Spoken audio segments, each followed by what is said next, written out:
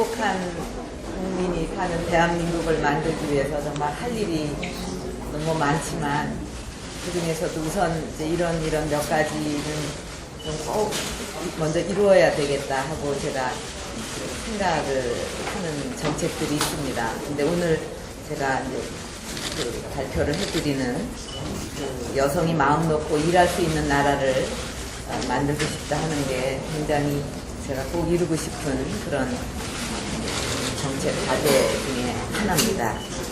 먼저 발표를 하겠습니다.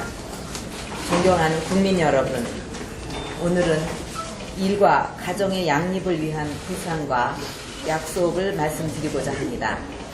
저는 우리나라가 선진국으로 진입하기 위한 최우선 과제 중에 하나가 일과 가정의 양립이라고 생각합니다. 21세기 지식기반 사회를 맞아서 여성의 경제활동 참여가 국가 발전의 핵심 동력이 되고 있습니다. 우리보다 앞선 선진국들은 이미 여성의 활발한 사회 진출을 통해서 국가 발전뿐만 아니라 국민의 행복 지수를 높여가고 있습니다. 영국, 덴마크, 핀란드, 네덜란드 등은 여성의 경제활동 참가율이 70%를 넘어섰습니다. 하지만 우리의 현실은 일과 가정의 양립을 위한 제도적 뒷받침이 매우 취약합니다. 많은 여성들이 출산과 육아 부담 때문에 경력이 단절되거나 꿈을 접어야 하는 상황이 계속되고 있습니다. 그 결과 여성들의 경제활동 참여율이 아직도 50% 수준에 머물고 있습니다. 일과 가정의 양립은 이제 여성의 문제를 넘어서 국가의 문제입니다. 여성들이 안심하고 일할 수 있는 제도를 잘 만들면 여성들의 자아실현과 경제활동 참여 문제도 또 저출산과 육아부담 문제도 한꺼번에 풀 수가 있습니다. 저는 다음 3가지 정책 방향으로 일과 가정이 양립하는 사회를 구현해 가겠습니다. 첫째, 여성의 임신과 육아 부담을 덜어드려야 합니다. 임신기의 모성보호제도부터 출산 이후 아이를 돌보는 일까지 종합지원체계를 마련해야 합니다. 아버지도 출산과 양육 과정에 참여해서 자녀 양육의 기쁨과 책임을 함께 하도록 지원 제도를 마련해야 합니다. 일하는 여성과 전업주부가 각자 처한 상황에 맞춰 보육 서비스를 선택할 수 있도록 해야 합니다. 둘째, 가족 친화적인 근무 환경을 제공해야 합니다. 근로 여성이 출산과 육아 때문에 직장을 포기하거나 경력이 단절되는 일을 막아야 합니다. 여성이 마음 놓고 일을 할 수 있으려면 보육 시스템을 수요자 맞춤형으로 전환해야 합니다. 가족 친화적 기업 문화에 솔선수범하는 기업에 대해서는 인센티브를 확대해야 합니다. 세 번째로 일과 가정 양립 지원 제도에 사각지대가 없어야 합니다. 저소득층 가구와 중소기업에 종사하는 여성 근로자들을 지원하기 위한 제도적 기반을 마련해야 합니다. 존경하는 국민 여러분, 저 박근혜가 바꾸겠습니다. 일과 가정의 양립을 위해 다음 7가지 약속을 드립니다. 첫째, 아이를 키우는 여성을 위한 맞춤형 보육 시스템을 구축하겠습니다. 지금의 획일적인 종일제 보육 시스템은 여성들의 다양한 보육 수요에 부응하기 어렵고 일정 시간만 보육이 필요한 경우에도 종일제를 이용하게 되기 때문에 국가 재정 손실을 초래하게 됩니다. 필요한 시간에 자녀를 맡길 수 있는 시간제 보육 시스템을 구축해서 전업주부도 필요에 따라서 자녀를 맡기고 파트타임으로 일하는 엄마도 시간제로 자녀를 맡길 수 있도록 보육 프로그램을 다양화하겠습니다.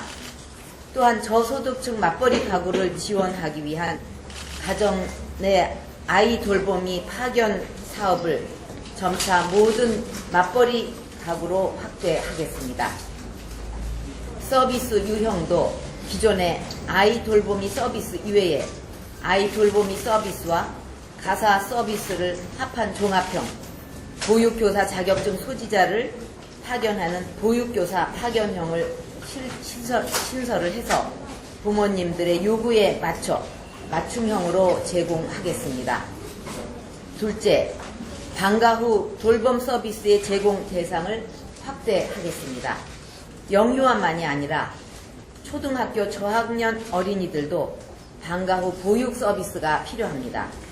일하는 엄마들은 학교가 끝나면 자녀를 맡길 곳이 없어서 불안하고 그래서 어쩔 수 없이 자녀들을 여러 학원에 보내고 있습니다. 현재 여러 부처에서 이루어지고 있는 방과 후 돌봄 서비스 중에 중복 사업은 통합하고 실효성이 없는 사업은 과감하게 정리를 해서 돌봄 서비스의 효과를 높이겠습니다. 방과 후 돌봄 서비스의 수혜 계층을 현재의 저소득층에서 일반 가구로 점차 확대하고 맞벌이 가구에 대해서는 우선권을 부여하겠습니다. 그래서 방과 후 자녀의 안전과 보호를 책임지고 사교육비 부담도 줄이는 일석이조의 효과를 거둘 수 있도록 하겠습니다. 셋째, 아빠의 달을 도입해서 아빠도 출산 휴가를 활용하도록 하겠습니다. 출산 때문에 여성을 채용하면 손해라는 인식부터 바꿔야 합니다. 아빠에게도 출산 휴가의 기회를 제공해서 출산에 따른 남녀 차별을 줄여야 합니다. 출산 후 3개월 중 한 달은 아빠의 달로 지정을 해서 아빠도 출산 휴가를 활용할 수 있도록 하겠습니다. 아빠의 달 기간에는 통상 임금의 100%를 보장해서 출산의 기쁨과 책임을 남성도 공유할 수 있도록 하겠습니다. 넷째, 임신 기간 동안 부분적인 근로시간 단축 제도를 도입하고자 합니다. 자녀 양육은 임신과 함께 시작이 되지만 직장에서의 장시간 근로 때문에 임신의 부담이 가중되고 있습니다. 임신기간 근로시간 단축제를 도입해서 임신 초기와 말기에 하루 2시간 근로시간 단축 청구권을 활용할 수 있도록 하겠습니다. 공공부문부터 단계적으로 실시를 해서 임신 및 출산 친화적인 근로 환경을 조성하겠습니다. 다섯째로 모범적인 가정 친화적 중소기업의 근로자들에게 가사 도우미 서비스를 지원하겠습니다. 여성들의 고용률이 높은 중소기업 중에 재정 부담 때문에 가족 친화적인 제도를 도입하지 못하는 기업들이 있습니다. 아주 많습니다. 우선 30인 미만의 중소기업 중에 가족 친화의 모범적인 업체 1000개를 선정을 해서 근로자들에게 월 1회 가사 도우미 서비스를 제공하고 단계적으로 지원 기업 규모를 확대해 나가겠습니다. 여섯째, 적극적인 고용 개선 조치를 강화해서 관리직 여성의 일자리를 더 만들겠습니다. 현재 근로자 500인 이상 기업에게 실시하고 있는 적극적 고용 개선 조치를 강화해서 과장급 이상의 여성 관리자 비율을 확대하겠습니다. 여성 관리직의 비중이 동종 업종 내 평균의 60% 이하인 기업에 부과하는 적극적인 고용 시정 권고를 평균 70% 이하 기업까지 확대를 하겠습니다. 또한 업종별로 여성 관리직의 비율이 높은 우수 기업에게는 정부 조달 계약 시 우선권을 제공하겠습니다.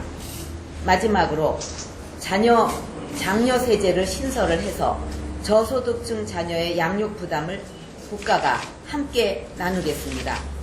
저소득층 가구의 근로를 장려하면서 자녀 양육의 금전적 부담을 완화해 줄 수 있는 자녀 장려 세제를 신설하겠습니다.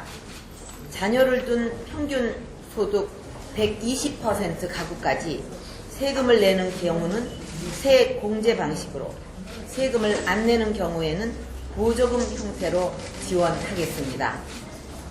존경하는 국민 여러분, 저는 오늘 일과 가정의 양립을 위한 비전과 실천 과제에 대해서 말씀을 드렸습니다. 가족의 삶을 배려하는 일터, 양육의 책임을 함께 나누는 가족, 가족의 행복을 책임지는 정부, 이 세 가지 나눔과 배려는 우리 사회를 지탱하는 든든한 힘입니다.